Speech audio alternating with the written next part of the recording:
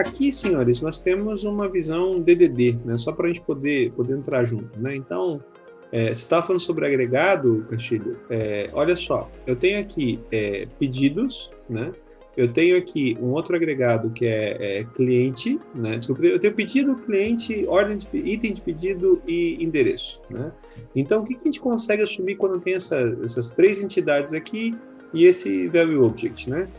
De uma forma geral, quando a gente vai tentar mapear os relacionamentos, você vai perceber, por exemplo, que a relação de pedido com item de pedido e com endereço, né, ela mostra que eu tenho uma relação de composição, né, que eu não vou tentar entrar muito na discussão do que é composição, o que é agregação, enfim, mas pedido com endereço tem uma relação de composição e pedido com itens de pedido tem uma relação de agregação com um para muitos, né? Especificamente dessa forma, quando você começa a observar, cliente, por exemplo, não tem uma relação nem de composição nem de agregação, você tem uma relação aqui direta de dependência, que é uma especialização numa relação de agregação, né? Mas você tem três tipos de relacionamento que são distintos, né? Isso acaba se aplicando na prática de que forma, né? Você começa a ter enfaticamente um ID, que é o item de pedido, né? Desculpe, você começa a ter uma propriedade de navegação para os itens de pedido. Então, você tem, por exemplo, que o pedido tem muitos itens de pedido. Você tem uma propriedade também de navegação para endereço, porque você tem enfaticamente aqui essa visão de que endereço de entrega, né, é o do tipo endereço, então você tem muito uma propriedade de navegação. E você tem também uma propriedade de dependência aqui. Repara que na dependência eu optei por não colocar uma propriedade de navegação, eu optei por representar no modelo pelo próprio Customer ID, que vai ser o ID do cliente, tá? Por que eu fiz isso? Porque eu percebo aqui, eu acho que essa é uma das grandes falhas quando as pessoas utilizam sistemas que vão modelar sistemas, vão utilizar frameworks de mapeamento objeto relacional. Eu percebo que esses três tipos, pedido, item de pedido e endereço, esses três itens compõem uma unidade transacional, certo? E cliente está numa unidade transacional diferente. Por que eu estou falando sobre unidades transacionais aqui, tá? Porque efetivamente, quando eu vou trabalhar com um banco de dados, e se eu vou, por exemplo, utilizar a transaction do banco de dados, eu vou utilizar uma transaction para poder fazer manipulação de cliente, e vou utilizar provavelmente outra transaction, pelo menos no caso padrão, para poder fazer a manipulação dessas três entidades conjuntas aqui, né? Então, por exemplo, eu vou adicionar um item de pedido, se eu vou mexer no pedido, eu vou mexer no item de pedido para poder manter a consistência, eu vou manter essas três caras dentro de um único bloco transacional, né? E é isso que eu quero me referir quando eu falo sobre bloco transacional especificamente, tá? Então, a partir dessa visão, eu posso assumir que eu tenho dois agregados aqui, tá? Eu tenho um agregado que é o agregado do pedido e eu tenho um segundo agregado que é o agregado do cliente, né? De uma forma geral, Castilho, se você for pensar em como que você representa isso aqui no banco de dados, né, e vamos pensar em termos de recurso, tá? É plenamente razoável que você tenha, por exemplo, num banco de dados no SQL, você vai ter, por exemplo, no único documento, você pega aquilo que parte desse agregado, você mantém dentro, né, tudo que for composição, então pega aqui, por exemplo, pega aqui o exemplo do endereço de entrega e pega a referência dos itens de pedido, tudo isso você mantém dentro de um único documento, e aquilo que você tem uma relação de agregação por dependência, você mantém somente o ID, né, para poder estabelecer relação. Então, o bloco transacional que você tem dentro do agregado, né, e que define um recurso para você poder fazer persistência, documento, por exemplo, poderia, daí nessa sua perspectiva, que é o que você está propondo, eventualmente indicar também uma estratégia para eu poder fazer a definição de recursos num sistema, né? Então eu teria, por exemplo, num dos recursos eu teria pedido, e no pedido eu obteria lá os itens de pedido e todos num único cara. Mas geralmente não é assim que você modela APIs. Tá? Se você for pensar na modelagem de APIs, você não vai acabar criando uma API com dois tipos de recursos, pedidos e clientes. Né? Geralmente você vai acabar tendo também o item de pedido como um próprio recurso para ser tratado individualmente. Então, embora eu considere muito útil você pensar, utilizar DDD para conseguir mapear quais são os recursos da tua API, geralmente você não tem uma relação de 1 para 1 com agregados, como acontece no banco de dados, mas você tem uma relação maior aqui com a entidade. Mas é um ponto interessante esse que você marcou para a gente, tá? Eu acho que vale a pena aí a discussão. De qualquer forma, e aí, Fernando, eu acho que esse talvez seja o grande ponto, é o seguinte, ó, que operações que eu posso fazer com um pedido, né?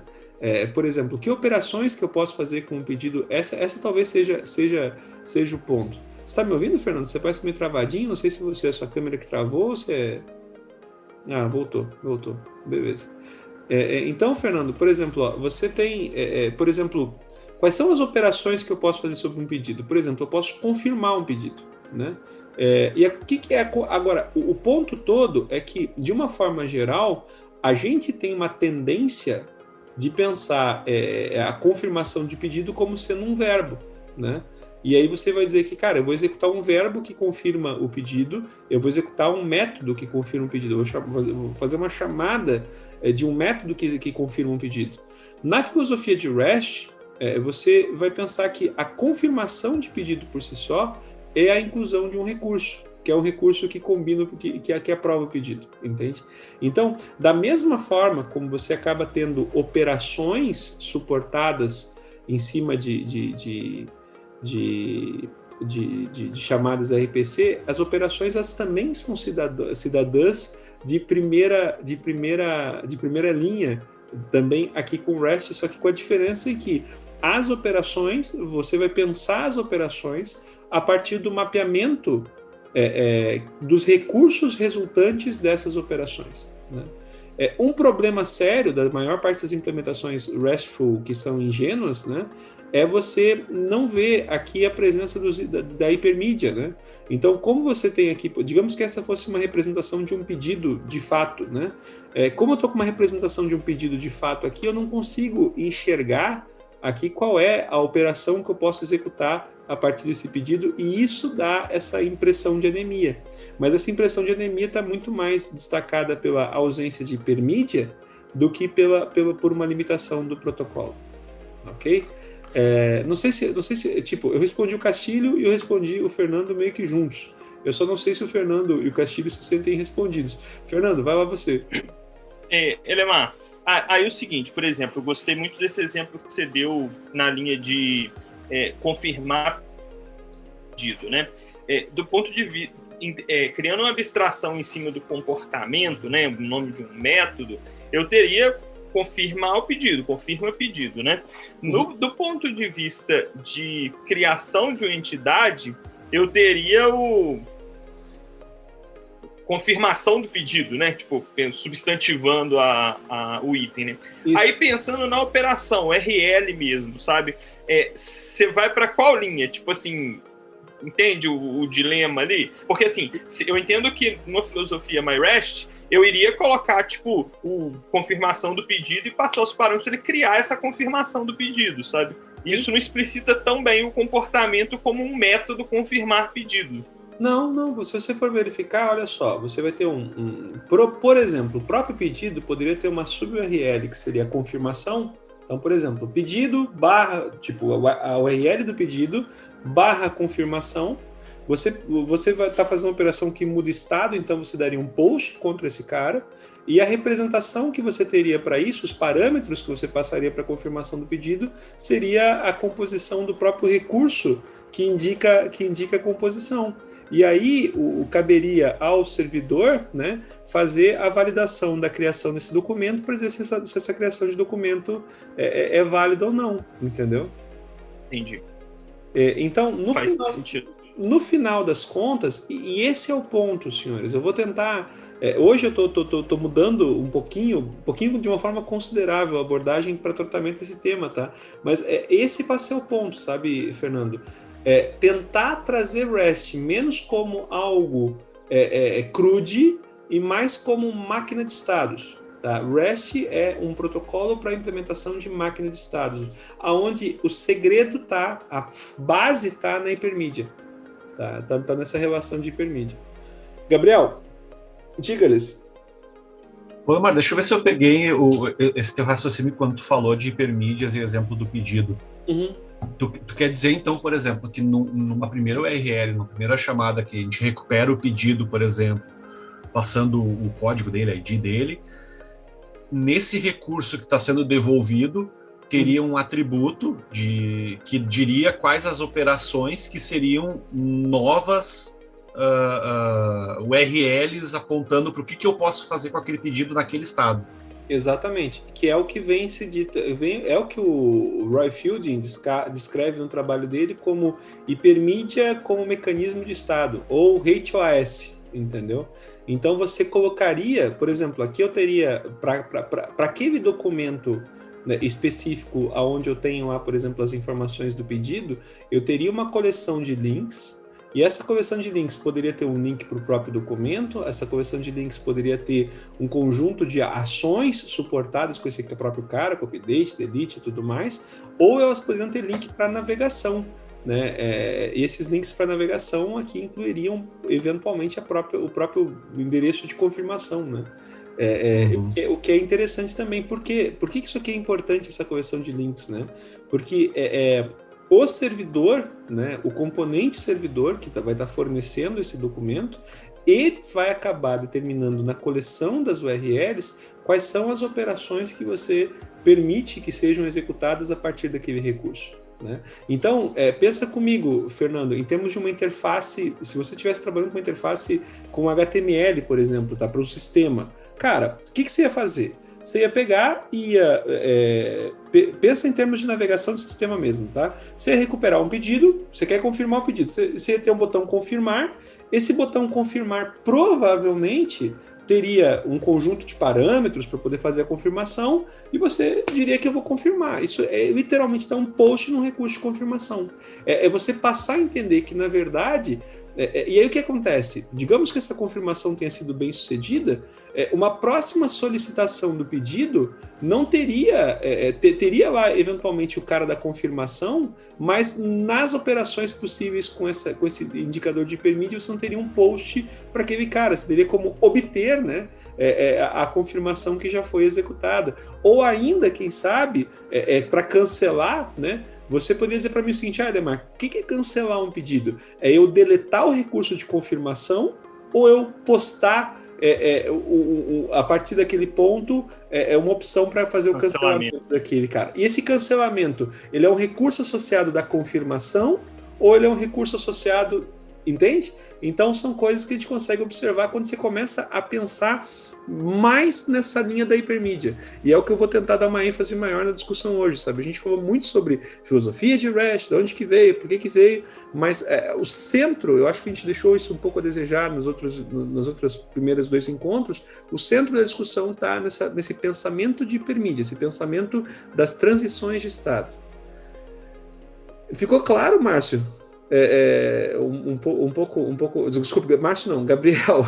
Eu vi o Márcio como levantado. Ficou mais claro, Gabriel? Não entendido. Eu só adicionar uma dúvida também, né? Mas daí pode responder posteriormente. Não responder o Márcio daí antes. Mas a nível de pensando em C4 agora, essa composição dos links que tu coloca, eu entendo que tem regras de negócio ali, porque vão dizer qual que é o estado ou quais as operações possíveis para aquela entidade, agregado, o que for, mas quando a gente fala em montar o URL, não é tanto domínio isso aí. Então, aonde que seria uma composição, na tua visão, para compor realmente essa seção ou esse atributo de links? De quem é a responsabilidade de gerar isso? De quem é responsável de gerar a seção de links? Do servidor que está compondo o recurso. Tá, mas dentro do C4, por exemplo, não seria o domínio em si. Pensando agora numa organização de... Acaba sendo o domínio que vai dizer para mim quais são as operações que aquele cara suporta.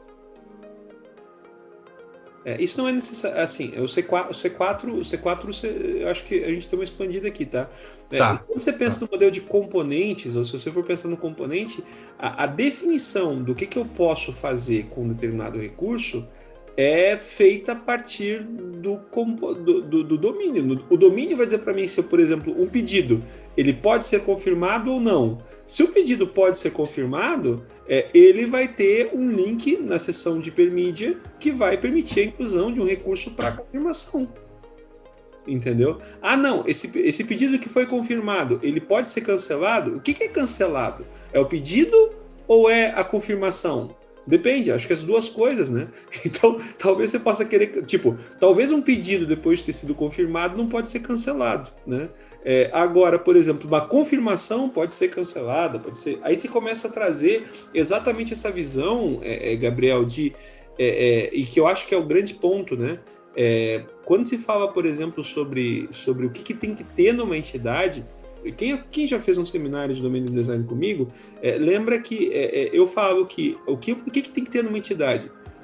As suas propriedades, óbvio, e seus motivos para mudança, né?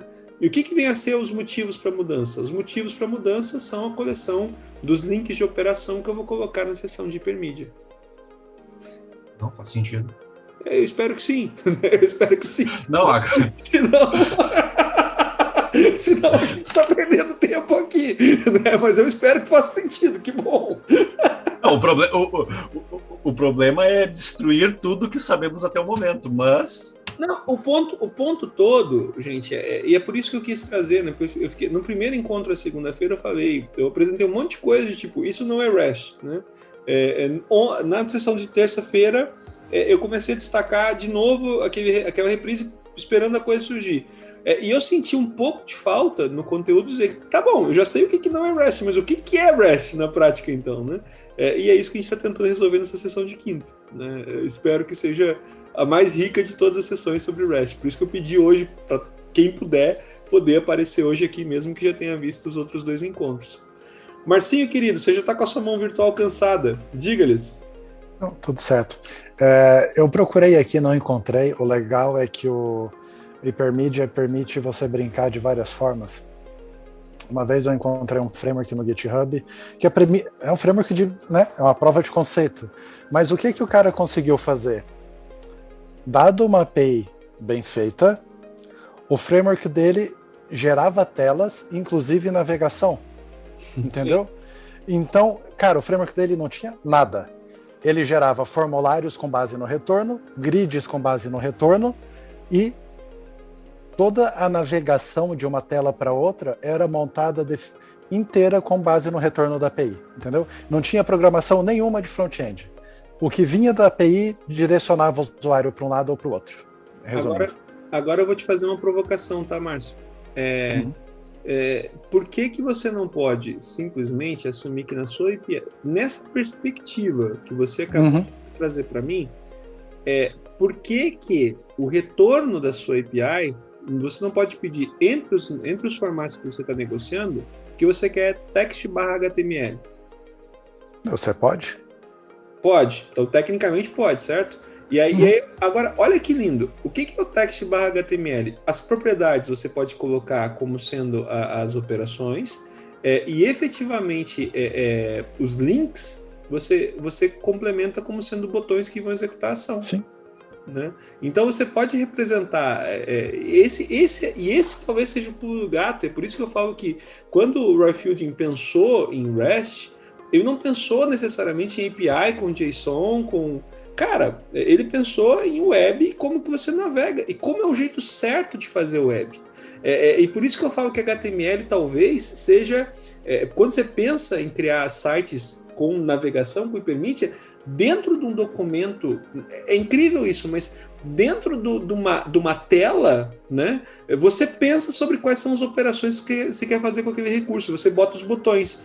Mas por que você não representa isso num outro formato, como por exemplo o JSON, para poder indicar? Né? E essa é a visão do Roy Fielding. Ele é zero prescritivo, né? É por isso que até hoje, por exemplo, uma das coisas que não funciona bem, eu acho que até que é uma coisa que eu deveria ter colocado aqui cara, a seção de links, a seção de hipermídia, ela tem muito pouca prescrição. O Railfield, ele não se preocupa em dizer como que deve aparecer. Existem até algumas RFCs que tentam dizer, esses são os atributos comuns de link. Há anos atrás, o povo começou a criar, para XML, foi criado o padrão Atom, né? Que era para XML para você poder trabalhar com essa representação dos links dentro dos documentos. Depois a coisa meio que foi deixada de lado. A Atom é daquelas boas ideias que nunca chegou a ganhar o peso que deveria ganhar, né? Mas é bacana isso, né? Tipo, na prática, cara, uma das representações plenamente razoáveis dos recursos é o text/HTML, né? Por quê? Porque dentro do HTML você tem uma forma de representar aquela entidade e você tem ali todo o conjunto de hiperlinks, inclusive permitindo navegação, né? Então, por exemplo, abrir os dados do cliente. Na tela de cliente, eu quero obter os pedidos. Então, cara, clico no botão pedidos que vai me fazer o quê? Vai fazer a solicitação de um outro recurso, que é a tela de pedidos filtrada para aquele cliente. Simples assim, tão simples quanto isso. Então, uma página na internet é um sistema, uma página bem feita é um sistema potencialmente RESTful. É legal, né? Se você for parar para analisar. Eu concordo, mas HTML eu nunca fiz, mas igual eu contei no outro dia, cara, retorna XML. Se o seu cliente de COBOL só sabe falar com XML, a sua API REST retorna XML. Aí o cara deu tela azul e tudo mais. Só que a partir do momento que ele entendeu aquilo, automaticamente aquele cara do COBOL também falava bem com CSV. Sim. E aí ele começou a expandir a negociação de conteúdo ali e a vida desse cara ficou muito mais fácil, né? E esse é um ponto importante, né? A ideia de você... E aí você já conecta com a visão da filosofia de REST, né? O que o REST tem como filosofia? Ele tem a ideia de você ter um protocolo para... REST é acrônimo de Representational State Transfer, ou seja, a transferência de estado, né, entre recursos. A ideia é você ter, dentro dos diversos componentes computacionais, a transferência do estado. E, a princípio, você dá para aquele bloco transacional, né, você dá para aquele bloco computacional, melhor dizendo, a possibilidade de executar alguma operação em cima daquele recurso. Então, por exemplo, cara, vamos de novo, quando você pega uma página e você pede os dados de um cliente, né, uma página de dados do cliente, você está fazendo download, né, do HTML dentro do teu browser. Então, você está transferindo o estado do cliente, né, para a tela do navegador. O navegador é um cliente REST. Né? Um dos melhores clientes REST que existem é o próprio navegador, né? Então, você está transferindo o estado de volta para cá, o servidor vai ter condição, o cliente vai poder fazer algum tipo de manipulação, né? Que é o que você quer permitir que ele faça, e quando você dá um botão de save, você está literalmente transferindo de volta o estado para o servidor, você está transferindo o estado a partir de uma outra representação, né? Esse é o jeito REST de pensar, que é um pouco diferente do modelo de RPC, onde você vai dizer, não, beleza, eu vou fazer diferente, eu vou me concentrar nos verbos, né? Eu vou me concentrar nas operações, de uma forma de ação, no lugar de, cara, eu vou me concentrar na modificação dos estados. Mas pensar REST como máquina de estados é o grande pulo do gato, né? E que eu gostaria que vocês pensassem um pouco mais nessa semana, né? Então, em REST, especificamente, você tem o próprio estado como estrela da festa, né? Fazendo aqui a transferência, e você tem aqui os acrônimos para GET, PUT, POST, DELETE, que vocês todos conhecem já muito bem. Quando se fala sobre elementos arquiteturais com REST, então, o que acaba tendo? Estou passando mais batida essas sessões aqui, porque a gente já falou sobre elas, elas são as mais chatinhas, né? Eu acho que essa discussão que a gente está fazendo agora tem um pouquinho mais de valor. Então, o que acaba acontecendo aqui, né? Você tem, então, a transferência como elementos básicos. Você tem os dados, né? Então você tem os dados que você vai querer renderizar a partir de uma representação específica. Você tem que são os recursos, né? Você tem os identificadores. Então os identificadores fazem parte do bloco de dados. Você pensar os identificadores a partir de bloco de dados. Você tem as próprias representações, né? Como HTML, JSON, XML. Eu já tinha colocado aqui HTML, JSON, XML. Você tem os metadados da própria representação. Então, por exemplo, cara, qual é o tamanho, né, em caracteres, por exemplo, dessa representação? É o que você bota no cabeçalho de uma resposta.